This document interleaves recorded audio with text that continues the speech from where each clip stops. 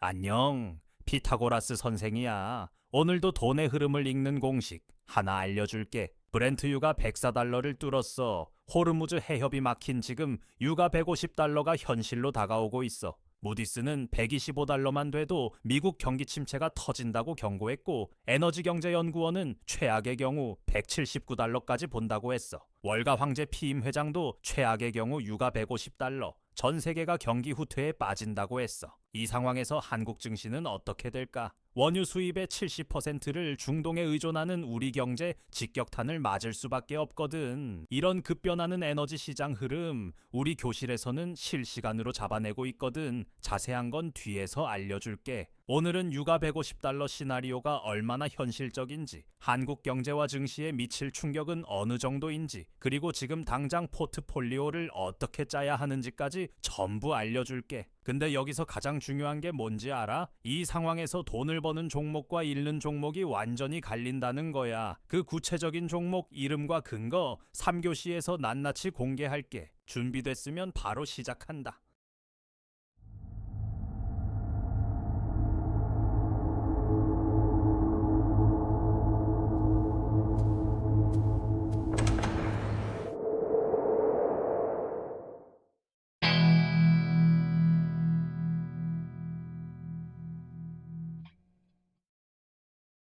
자, 1교시 시작할게. 유가가 왜 이렇게 미친 듯이 오르고 있는지 지금부터 핵심만 짚어줄 테니까 잘 따라와.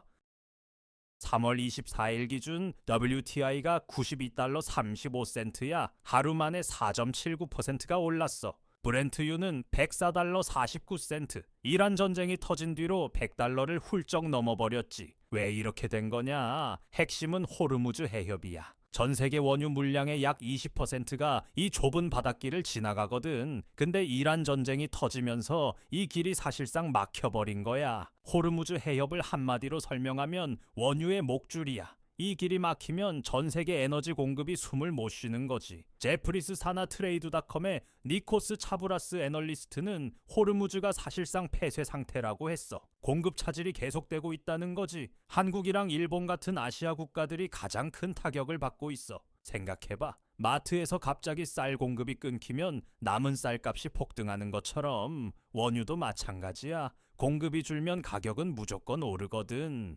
그러면 앞으로 얼마나 더 오를 수 있느냐? 이게 진짜 무서운 부분이야. 맥쿼리는 호르무즈 봉쇄가 4월 말까지 유지되면 브렌트유가 150달러까지 간다고 봤어. 단순히 한 기관의 전망이 아니야. 월가 주요 기관들이 동시에 같은 방향을 가리키고 있다는 게 핵심이거든. 에너지경제연구원은 더 극단적이야. 이란 사태가 상반기 내내 지속되면 179달러까지 급등할 수 있다고 했거든. 2008년 최고치가 147달러였는데 그걸 뛰어넘는 수준이야. 역사적으로 전례가 없는 거지. 지금 우리는 104달러에 있어. 150달러면 지금보다 44%더 오르는 거야. 179달러면 72%야. 이게 얼마나 충격적인 숫자인지 실감이 돼? 월가 황제라 불리는 피임 회장도 중동 분쟁이 최악으로 치달으면 유가 150달러, 전 세계가 경기 후퇴에 빠진다고 했어. 골드만삭스, JP모건, 무디스, 뱅가드, 웰스파고 전부 같은 방향을 가리키고 있어. 이 정도면 시장이 이미 최악의 시나리오를 가격에 반영하기 시작했다는 신호야. 게다가 협상 가능성도 안 보여. 트럼프는 협상할 수 있다고 말했지만 이란은 정면으로 부인했거든. 파키스탄의 중재 제안도 무산될 가능성이 높아. 프라이스 퓨처스 그룹의 필 플린 수석 애널리스트도 전쟁 장기화를 반영해야 한다고 했어. 협상이 언제 타결될지 아무도 모르는 상황이야. 불확실성 자체가 유가를 끌어올리는 연료가 되고 있는 거지. 자, 2교시 들어간다. 유가가 오르면 왜 경기 침체로 이어지는지 그 도미노를 뜯어보자. 유가가 오르면 뭐가 달라지느냐? 간단해. 기름값이 오르면 모든 게 비싸져. 물류비, 원자재, 난방비, 식료품 전부 올라. 그러면 소비자들이 지갑을 닫기 시작하는 거야. 지갑이 닫히면 기업 매출이 줄어들고 기업이 직원을 자르기 시작해. 그러면 실업이 늘고 소비가 더 줄어드는 악순환이 시작되는 거지. 바로 이게 도미노야. 골드만삭스 분석이 명확해. 유가가 10달러 오를 때마다 미국 GDP가 0.1%포인트 하락한다고 했거든. 무디스는 이미 유가 전망을 10달러 올려서 GDP를 0.2%포인트 깎았고 4월에 10달러 더 올리면 총 0.35%포인트가 날아가는 거야. 0.35%포인트가 작아 보여? 그게 아니야. 미국 경제 규모에서 0.35%면 수천억 달러가 증발하는 거거든. 그 충격이 전 세계로 퍼져나가는 거지. 경기 침체 확률을 보면 더 실감이 나. 골드만삭스는 25%, JP모건은 35%야. 근데 무디스는 49%. 거의 반반이라는 거야. 이게 이란 전쟁 전수치거든. 지금은 더 올랐을 거야. 복불복 게임에서 당첨 확률이 49%야. 그런 게임에 내 자산을 걸 수 있어? 바로 이런 상황이라는 거야. 뱅가드 분석이 핵심이야. 유가 150달러가 2026년 남은 기간 유지되면 미국 침체가 발생한다고 했어. 웰스파고는 더 보수적이야. 130달러만 넘어도 침체 위험이 현저히 높아진다고 봤거든. 지금 104달러에서 130달러면 겨우 15달러 차이야. 호르무즈가 한 달만 더 막혀 있어도 충분히 닿을 수 있는 거리야. 노벨 경제학상 수상자 조지프 스티글리츠 교수는 더 무서운 말을 했어. 스태그플레이션이야. 스태그플레이션이 뭐냐면 물가는 미친 듯이 오르는데 경제는 멈추는 거야. 최악의 조합이지. 고육의 관세까지 겹치면 이게 현실이 될 수 있다고 했어. 연준, 즉 미국 중앙은행이 금리를 마음대로 올리지도 내리지도 못하는 상황이 오는 거야. 손발이 묶이는 거지. 자, 그러면 한국은 어떻게 되느냐? 여기가 진짜 중요해. 한국은 원유 수입의 70%를 중동에 의존하고 있어. 호르무즈 해협이 막히면 우리가 가장 먼저 타격을 받는다는 뜻이야. 미국이 원유를 자체 생산하는 나라라면 우리는 전량 사다 쓰는 나라거든. 해협이 막히면 충격의 크기가 완전히 다를 수밖에 없어. 달러원 환율도 1495원까지 올랐어. 외국인들이 한국 시장에서 돈을 빼고 있다는 신호야. 환율이 오르면 수입 물가가 더 비싸지고 그러면 기업 비용이 올라가고 결국 실적이 나빠지는 악순환이야. 1,500원이 코앞이야. 이 수준이 유지되면 수입 기업들 비용 부담이 엄청나게 커지는 거거든. 체감 물가도 같이 올라가는 거지. 파이낸셜 타임스도 직접 경고했어. 호르무즈 봉쇄가 지속되면 한국과 일본의 석유화학 업계가 위기에 빠진다고. 나프타 같은 원료 가격이 20% 이상 오를 수 있거든. 화학 업종에는 치명적인 타격이야. 한국은 석유화학 수출 비중이 높은 나라야. 원료가 비싸지면 마진이 녹아내리고 경쟁력이 사라지는 거야. 결국 이렇게 연결돼. 유가 폭등으로 미국이 침체에 빠지면 한국의 자동차, 반도체 수출이 줄어. 수출이 줄면 기업 실적이 나빠지고 외국인 자금이 빠지고 환율이 더 오르는 악순환이야. 한국 경제 구조 자체가 수출 의존도가 높거든. 글로벌 수요가 꺾이면 우리가 가장 먼저 맞는 거야. 이게 도미노의 끝이야. 자, 마지막 교시야. 아까 말한 그거, 이 상황에서 돈을 버는 종목과 잃는 종목 지금 공개한다. 먼저 수혜주부터. 유가가 오르면 가장 먼저 웃는 업종이 정유야. 정유사들은 원유를 사서 기름으로 정제해 파는 거거든. 원유값이 오르면 팔리는 기름값도 같이 올라서 마진이 커지는 구조야. SK이노베이션 12만 5천 원. PER 8.5배에 거래량 20% 급증했어. 고유가가 지속되면 정유 마진이 5달러 이상 확대될 전망이야. S오일은 7만 8천 원, PER 7.2배. 에너지경제연구원은 유가 179달러 시 정유 마진이 10% 이상 확대된다고 했어.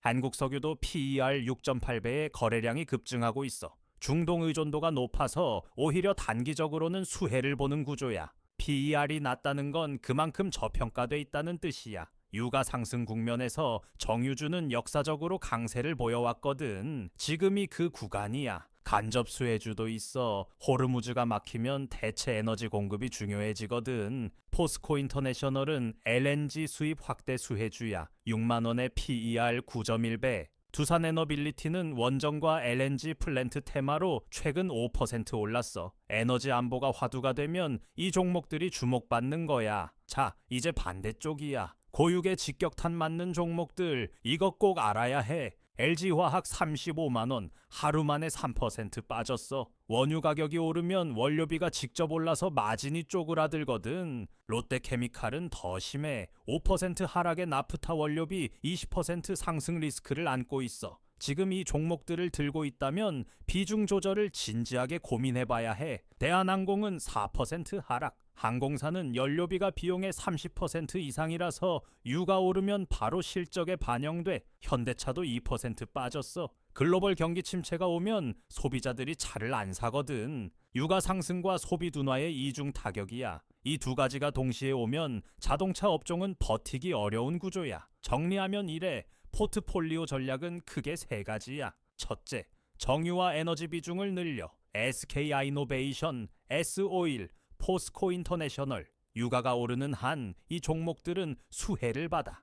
비중은 전체 포트폴리오의 40% 이내로 잡아야 해. 에너지 섹터에 너무 쏠리면 전쟁이 갑자기 끝날 때 역풍을 맞을 수 있거든. 둘째, 화학과 항공 비중을 줄여야 해. LG화학, 롯데케미칼. 대한항공은 유가가 오르는 동안 계속 눌릴 수밖에 없어. 셋째, 현금 비중을 30% 이상 확보해. 시장이 이렇게 불확실할 때 현금이 가장 강력한 무기야. 급락이 오면 그때 좋은 종목을 싸게 살 수 있거든. 현금을 쥐고 있는 사람이 위기에서 기회를 잡아. 이게 진짜 고수들의 전략이야. 마지막으로 가장 중요한 변수, 4월 말이야. 맥쿼리가 말한 대로 호르무즈 봉쇄가 4월 말까지 유지되면 $150야.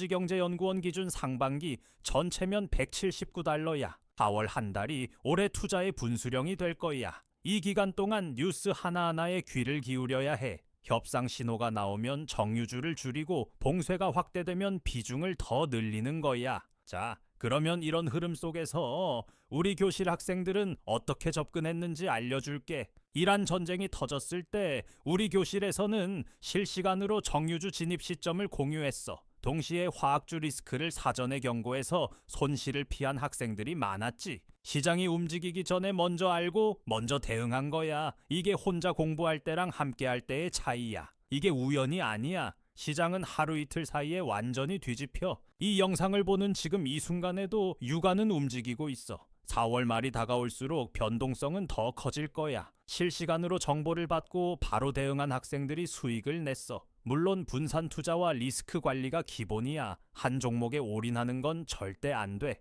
다들 이번 유가 상승 어디까지 간다고 보고 있어? 본인 포트폴리오에 정유주 있어? 아니면 화학주 물려 있어? 댓글로 알려줘. 실시간으로 시장 분석받고 즉각 대응하고 싶으면 우리 교실로 들어와. 선착순이고 무료니까 부담 없어. 들어오는 방법은 내 조수가 알려줄 거야. 잘 보고 들어와.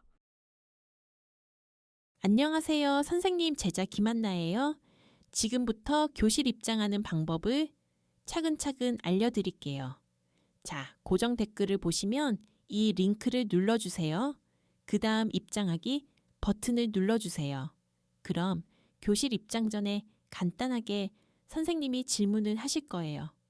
이렇게 밑에 입력창이 있으니 차근차근 대답해 주시면 돼요. 이제 마지막 질문까지 끝났다면 여기 체크 버튼 눌러주시고 제출을 누르시게 되면 신청이 완료됐네요. 간단하고 쉽죠? 교실이 정원이 정해져 있어서 신청하신 순서대로 입장을 도와드리는 연락을 순차적으로 드리고 있으니 연락 놓치지 마세요. 감사합니다.